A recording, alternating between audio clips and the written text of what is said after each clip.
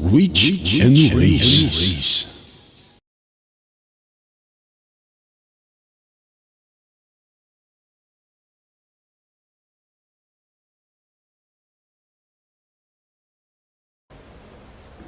First of all, kailangan maganda natin pag-usapan ngayon, ano ba yung pinagagalingan ng karamdaman?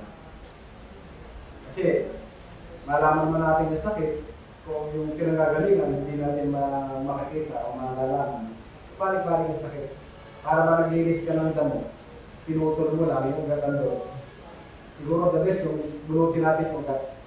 Para nasa gano'n yung damo, hindi na lang tumutubo.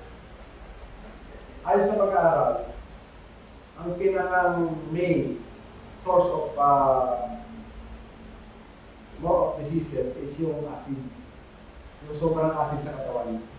At ito yung nakukuha natin sa mga iniinom natin tubig, soft drink, sa pagkain. Sa pamamagitan ng mga ginagawa natin yan, nag-accumulate tayo ng tumas na acid. Mayroon tayo kailangan acid. Yun yung 24%. Pero yung 76% dapat tangkalan. Pagka ang acid natin ay umangat hanggang 30% pataas, para nating pinakakain ng cancer cells. Kasi ito yung spread ng cancer cells. Kaya napansinin mo ang mga kapabalihan, normally nagkakaroon ng breast cancer because yung paglalagay ng deodorant, pinipigilan nila yung paglabas ng pawis na nagkikiri ng acid. Kaya yung pawis, imbis na lumabas, dito pupunta sa dibdib. Ngayon ang cancer cells, naghahanap siya ng portion na nagawa natin kung saan mataas ang content ng acid. Doon siya titira. At doon siya mag-create ng bukol. Yun, nagiging dahilan ng breast cancer. Sa ganitong pagkakataon, gusto ko ipakita ano ba yung reality ng pinag-uusapan natin, ginagamitan ko ng muriatic acid. At ang muriatic acid, sa pagkakaalam ng lahat, hindi natin pwedeng hipuin. Kahit yero kasi binumutas na yun. At hindi natin pa natin, yung theory kanina, i-actual natin. At gagamitan ko ng muriatic acid. Okay? Ang muriatic acid daw, hindi natin pwedeng hipuin. O sawsaw yung daliri natin, hindi natin pwedeng apply, hindi masusunog ito. Sabi na nila, ito raw ang sinasabi sa mukha ng mga taksid na asawa. Dito, sa oras na ito, nakakakita ka ng tao naghihilamos ng muriatic acid. At yun ay ako. Pero kinakailangan ko muna ang nitrogen. Ang nitrogen ay responsible to neutralize our acidity. Itatama niya. From more than 2.4, gagawin yung 2.4%. Ito yung hitsura niya. Papansinin natin na nagkakaroon siya ng reaksyon. Kaya napakahusay niya sa mga rheumatism, arthritis, gout.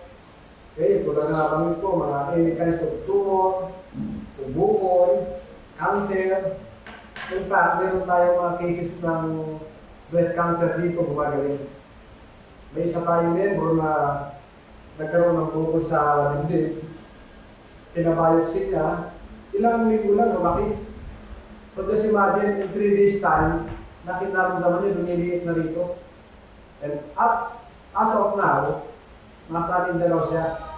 Siya ang pinakamalakas magbenta nito. Just imagine, napaka-expensive ng breast cancer. Pero with this, gumagaling. Gumagaling.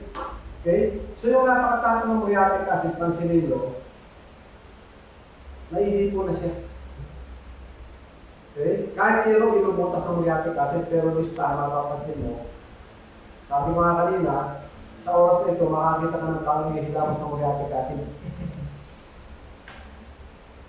Hindi lang natin i-explain o dinidefine yung scientifically study nito, yung theory kundi, nakikita natin actual. How true the product is. Okay.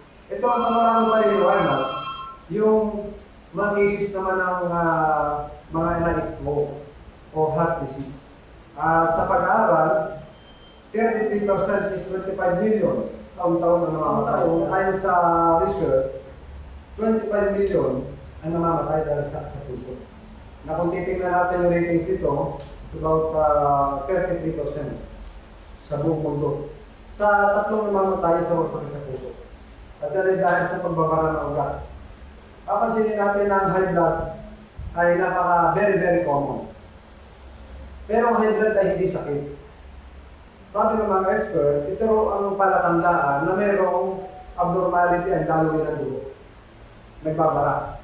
Ikumpara natin ang basong ito sa daloy ng dugo at ang styron ito, ang cholesterol sa na nakukuha ng mga doktor pag nag-o-opera sila, nagbabypass sila, binibigyan nila yung ugat na nagbara, kinukuha nila yung cholesterol na tumigas.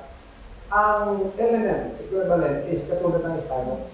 Dahil ang raw material ng styro ay petroleum gas na nanggagaling naman sa lupa. Tinatayan ng petroleum gas ay cholesterol ng lupa. Kaya na doon ko na-approve na ang katawan natin galing sa lupa. The same ang cholesterol. Diba? So sabi yung Dr. Torres ng Heart Center, matagal na nila pinag-aralan kung anong uri ng essential fatty acid ang kayang tumuno ng bara sa ugat para na maiwasan yung bypass operation. Kapag napaka-expensive ng gamutan dito. At pagka minsan, hindi sapat yung na-operahan na, kundi minsan lalagyan pa ng pacemaker. Pagka yung medyo madala na talaga o nadamis na yung heart. Pag ang bara ay malayo sa puso, alam naman natin na ang blood vessels natin parang lobo. Pag kumakto ng dugo ang ating puso at pumasok sa valvula, yung volume ng blood na kailangan niya i-supply. Pag hindi niya na-supply yun because of may cholesterol plaque na nakabara, yung volume ng blood, dumadami na hindi komportable ang ating puso. Kanya robot ang puso natin para mag-generate yung dugo. So yung blood vessels natin, mayroon sa maximum point, ang isa, hanggang doon sa bubuka. Parang tubo yan. Na kapag sumobra na yun ng hangin, pumutok. Pagputok noon, yun yung stroke. Mabuti kung ito yung malayo sa puso. Pero kung nasa puso mismo ang bara, yun yung cardiac arrest. Na i-admit ka sa hospital, pero after 2 days, sabi ng doktor, mag-decision po kayo. Pag tinatag po natin ang oxygen yan, kaya wala na po talaga. So, maiwasan natin yung mga bagay na yun with omega-3 gold. Isang uri ng omega-3 na galing sa isda na high grade. Tatlo kasi yan. Mayroong galing sa liver oil, mayroong galing sa paligpit, at mismo sa laman. Mayroong dalawang uri ng isda na high grade ang kanyang langis. Ang tawagin niyan ay pink salmon at yung isa ay blue salmon. Matatagpuan ito sa Alaska. Isang pinakamalamig na bahagi ng dagat na may snow. Nabinunod ka sa mga turista yung binibigyan nila, ano uri nila, blue salmon o pink salmon. Pero yun ay isang uri lang ng kanilang libangan. Walang ibang namumuhay sa maraming bahagi ng dagat na yung mamatay ng isla ron. Kanya na wala silang makain, kundi yung lumot na naroon sa iceberg, yun yung kinakain nila. Ang tawag sa lumot na yun, is spirulina. Kaya high grade yung kanyang langis. Ang totoo niyan, itong soft gel na ito, kapag inilagay ko rito, mapapansin nyo na yung spiro nalulusaw. Just imagine, in 2 to 5 minutes, ubos na ubos ang spiro dyan. Na ibig sabihin, yung cholesterol top natin na nagiging dahilan ng high blood at cardiac arrest or stroke, naiwasan. Ayan. Pwede mong testingin ang ibang uri ng omega-3 at makikita mo, kahit na 10 kapsula o soft gel ang ilagay mo yan, hindi na kahit tulawin. Pero look, kaya maganda itong pang-prevent, kung medyo makakolesterol na kinakain natin, uminom ka lang, umuya ka lang ng isang piraso dyan o 2 piraso, protektado ka. Di ba, minsan paghandaan, nakakahiya naman kung pinaghanda ka, hindi mo naman kakainin kasi takot ka makakakit. Bigyan mo lang ng protection yung sarili mo. Kaya sa lahat ng mga may problema sa breast cancer, colon cancer, prostate cancer, Alzheimer's disease, may iwasan pag uminom ka ng omega-3 gold. Sa mag-asawa na hindi nagkakaroon ng anak, pero hindi pa naman sila natatanda, makakatulong ito kasi nag-increase ito ng both male and female fertility. Ano na lang ang problema natin? Yung pag-accumulate natin ng toxins. Sabi ni Hippocrates, the father of medicine, first of all, rebalance. So, nag-rebalance na tayo ng acid. Pangalawa, tinanggal natin yung mga palabalasan hanggang ang daloy ng ating dugo. At pangatlo, ilalabas natin yung lason. Ito na. Ilalabas na natin yung lason. Ano ang pinakamagandang paglabas ng lason? Lagi-lagi nang ginagamit ng mga scientists, hayop. Number 1, Carabao, baka, kambing, kabayo. Ito yung mga hayop na matitibay. Pansinin mga hayop tayo, ulo na tarawan, pero hindi sila na nagkakasakit. Pag nakakita ka naman ng kambing na nagkatake sa puso. O kaya naman Carabao na may diabetes. O kaya baka high blood. So, anong dahilan? Kasi, napakalakas nilang kumain ng damo. Dahil damo na kinakain nila, napakayaman sa alkaline vitamin C. Kaya pansinin mo yung mga hayop na yan, dumi-dumi. Dumi-dumi yan. Kasi ang bilis ng process ng kanilang detoxification. Pero, sa lahat ng hayop, may pinakamatibay hindi sila. Alam mo ba pinakamatibay? Daga. Ang daga, kahit na paliwin mo ulo niyan, hiwain mo katawan niyan, basta't buhay. Tatago na niya sa kanal. Bukas, okay na naman yan. Pinag-aaral ng mga scientists na hiniwaan yung kanilang naman, ikinulaw sila, hindi ginamot. Kinabukasan, naghihilom yung kanilang sugat. Napakabilis ng repair factor ng katawan nila. Basagin mo ulo niyan. Pag buhay yan, tatalo sa kanal, kabukasan, nalakas naman nila. Mabilis ng repair factor. Tayo, subukan mo na sugatan ka bukas, sugat pa rin yun. Bakit mawagan ang ating healing process? Pag nagkamot ka ng balat mo, nagsugat-sugat, madali mo masugat, vitamin C deficient. Nagtutbrush ka, dumugo, vitamin C deficient. Matagal mag-healing ng sugat mo, vitamin C deficient. Yun. Natuklasan mga scientists na isa sa pinakamabisa pag-hilong ng anumang sugat, isang pinakamahusay na pagpalakas ng ating repair factor ng katawan, vitamin C. Pinakamabilis, pinakamalakas paglabas ng lason sa katawan, vitamin C. Kasi blood ang daga, pag umihip, at nasayad sa sugat mo, malalason ka mo. Lahat ng lason ng katawan nila, nilalabas nila. Napagkalaban na ang daga ay nagpupulos ng vitamin C. Yung napakalit ng katawan niya, dismagin. Ang limited ng katawan, pero pinakamababang content ng vitamin C doon, 2,000 mg. Unlike ang tao. Ang tao, pag hindi ka uminom ng vitamin C, hindi ka kumain ng maraming gulay, wala kang vitamin C sa katawan. Pero ang daga, never na kumakain ng gulay. Pero, napakayaman sa vitamin C. So, ibig sabihin, vitamin C ang pinakamumusik ng labas ng lason. At vitamin C ang pinakamalakas para magkaroon ka ng mabilis na repair factor. Na kapag nagkakaroon ka ng sugat, nagkakaroon ka ng karamdaman, mabilis ang healing. Tingnan mo ang daga, napaka-dumi ng tirahan nila. Nabubuhay sila ng tagal. Ito ngayon yung maganda, vitamin C. Ascorbic acid, acid-base, o alkaline-base. Pag acid-base, hindi pwede sa diabetic. Hindi pwede sa high blood. Kasi nga, nakakalapot ng dugo. Hindi pwede sa may ulcer, susugatin lalo ang lalo ng polo mo. Hindi pwede sa gutom. At hindi pwedeng ihigit sa 500 mg sa araw. Unlike sa alkaline vitamin C, hanggang 10,000 mg pwede ka mag-intake. Pwede sa high blood, diabetic, sa gutom, at pwede sa may ulcer. Yun yung tinatawag natin sodium ascorbate, human alkaline C. Compared to other brand, this is 600 mg. Ito yung effect niya. This is the capsule of human alkaline C.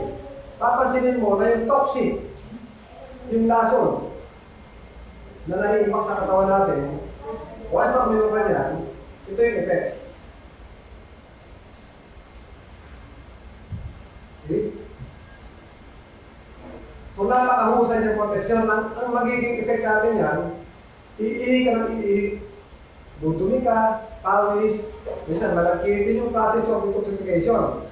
Ngayon, maganda itong proteksyon ng buong pamilya, especially yung mga bata. Binigyan mo ng barya. Junk food. See? Protektado ka. Nagutom ka, kain ka sa mga restaurant, hindi natin alam kung paano pinasarap. Protektado ka. Okay? Gulay sa palengke, pinoformalin. Isda na galing sa dagat, pinoformalin. Baboy, manok, yung feeds, ano ba mga hinahalo dyan? Hindi natin alam. Puro chemical. Kaya nga isang bata, pag sinila sa Dagan City, namuhay sa Dagan City, hindi kasi tibay yan ang mga namuhay sa probinsya. Kasi doon, malinis ang namin. Samantala sa Dagan City, napakawin na namin. Ito yung tinatawag natin Golden Trio. Ano ang uri ng karamdaman? Magagaling. Wala pa yung karamdaman, ahadlangan. Sa buong family, especially yung vitamin C na ito human alkaline C. This is anti-dengue. Malapit na anti-disease. Maganda po yung proteksyon ng lahat. Kapag may na-dengue na sa bahay, every 2 hours, 2 kapsula, huwag kayo mong pagsisigan sa hospital. Gagaling ng na-dengue. Ang batok po, kung halimbawa, umiinom nito family mo, hindi ka dengue. Kasi nga, anti-dengue ito. Kinalalakas ang resistensya natin, at i-platelet natin, pinatataas niya. Yeah, so, no need to worry. Sa mga high blood, dito na yung solusyon. Sa mga may mga cancer, ito na solusyon. Bakit tayo mag-undergo ng gamutan? Isa napakadelikado. Chemotherapy, OVAX, operation. Bakit hindi natin subukan yung SID? At may pakikilala akong kakaibang kape. Ito yung 120.1 na gulay at prutas ginawang kape. Zero caffeine from 0 age. Kasi nagpapalasa rito black rice. Kahit sa bata pwede. Ang maganda niyan, nagbibigay siya ng extra energy sa mga mag-asawa na medyo wala ng kakayanan. No, sa alam na natin, no, makakatulong na ito. Meron din tayong astig. Ano nga, pag binalitan mo, balik tayo ng astig. Tigas. Dito, tigasin ka dito.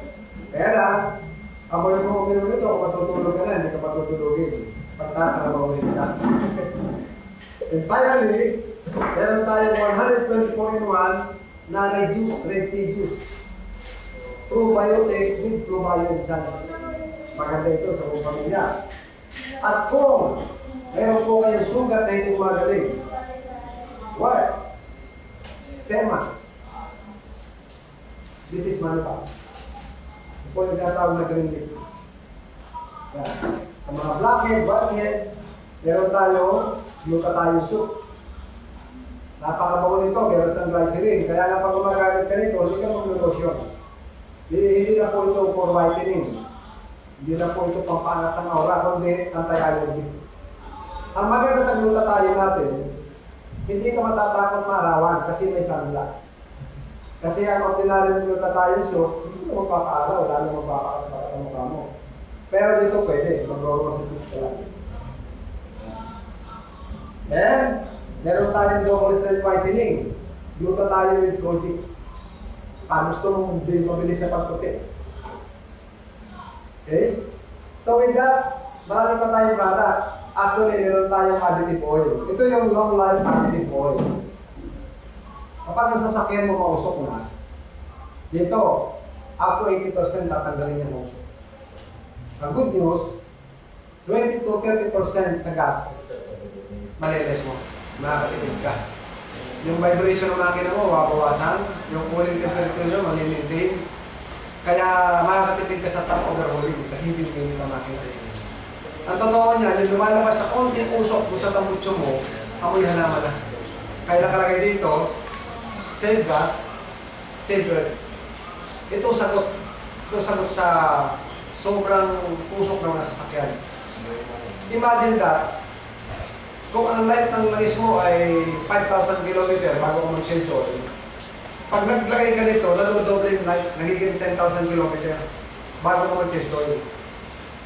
Malinaw pa yun. At kapag ka tumagas ang langis mo, accidentally, hindi mo na malayan, supposedly kakatok ang makina. Pag meron kang long life additive oil, hindi kakatok ang makina mo. Nakakahusay nito. Yung amount ng pinambili mo rito ay kurot na kurot lang sa matitipid mo. Kung ikaw ay behero na gumagamit ng 800 pesos na gasolina isang araw, babawasan natin ng 30% kung di ka kaskasero, nakatipid ka ng 240 pesos a day. That 2,400 pesos sa buong araw. Sa isang buwan, gumaya ka naman ng 20 days, nakatipid ka na ng 4,800 pesos. Samantalang bibilihin mo lang ito ng 750 pesos. Lalakas pa ang hatak ng makina mo, and again, walang usok ang iyong makina. Walang usok sa tambutsok. Libre ka sa smoke benzene.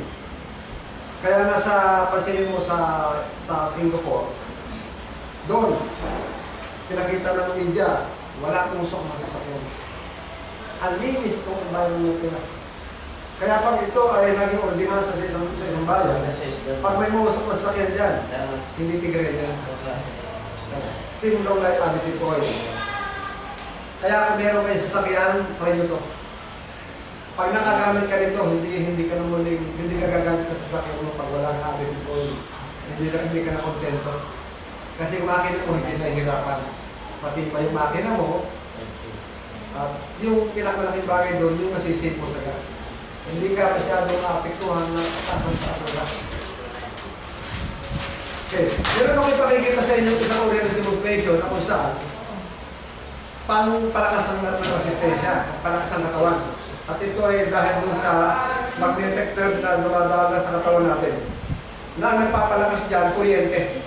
Lahat kasi tayo blood ay kuryente. At yan ay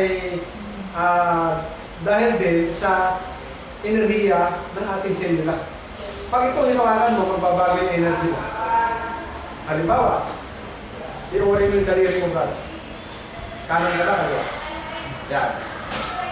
Laksan mo, pinakamalakas. Todo. Then, hawakan mo sa kaliwa mo. Medyo alugin mo lang. Okay na. Okay na. Okay, ulitin ko yung ginawa ko. Pakiramdam mo yung lakas mo ngayon. Todo ah.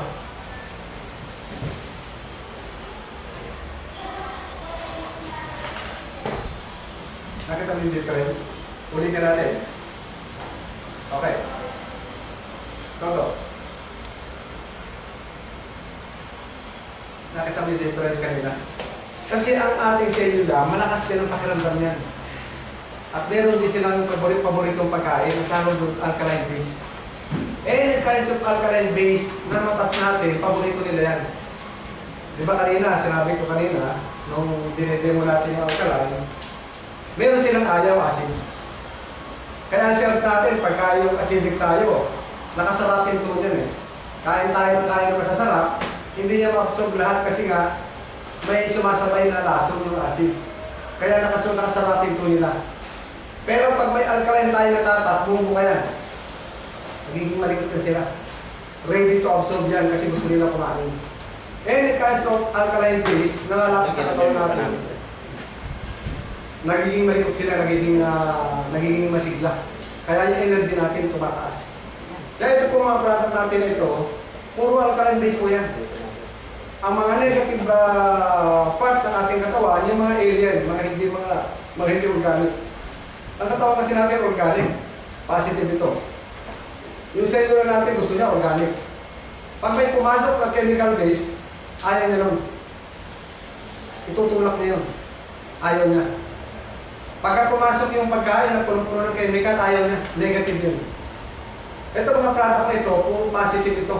Tama-tama sa katawan natin organic na positive rin. Kaya kapag may pumapasok, katulad ng pinakita ko kanina, pumasok yung gulay na puno-puno ng formalin. Diba? Pero dahil kanina, nalagyan ko ng human alkaline yan, hindi siya naapektuhan. Kaya kung kayo magtataka, sa unang 2 araw na umiinom po kayo nito, extraordinary po yung lumalabas na dumi. Huwag yung isipin na baka ako ay nagdadayaliga. Hindi po. Kasi kapag nagdadayariya ka, hindi lang basta may lumalabas, hindi sumasakit ang tiyan mo. Pangalawa, tubig na lumalabas. Pero kapag natapos na na may labas na yung mga dumi na yan, unang-unang effect niyan, delete yung colon. Yan, yung waistline mo mababawasan. Second, bumagang yung pakiramdam mo. At pangatlo, umiihi ka ng madalas sa ulang 2 araw. After 2 days, normal na. Hindi ka na napupuyat sa gabi. This is total detoxification. Kaya nga yung mga bagay na yan, pagka minsan, pagka yung may mga gout, kumikirot yung gout kapag ka umiinom nito, healing process. Pag walang karamdaman ang may gout, na healing process, hindi effective ang product. Yan, kaya sa may mga gout na iinom po nito, huwag po kayong matatakot pag may nararamdaman kayo. Sa may mga arthritis, rheuma, or yung binanggit ko kanina, mga tumor o cancer, naturalmente may reaction po yan. Pero, after no reaction na yun, hihinaw na kayo duty. Ang totoo po niya, operado po ako twice. 2 beses ako na-operan kasi nga pasag yung akin. So, nagkaroon ako ng accident ng bata pa ako. So, konti na lang kung nakabaya ako, baka hindi na ako nakarecover. With this product, ito,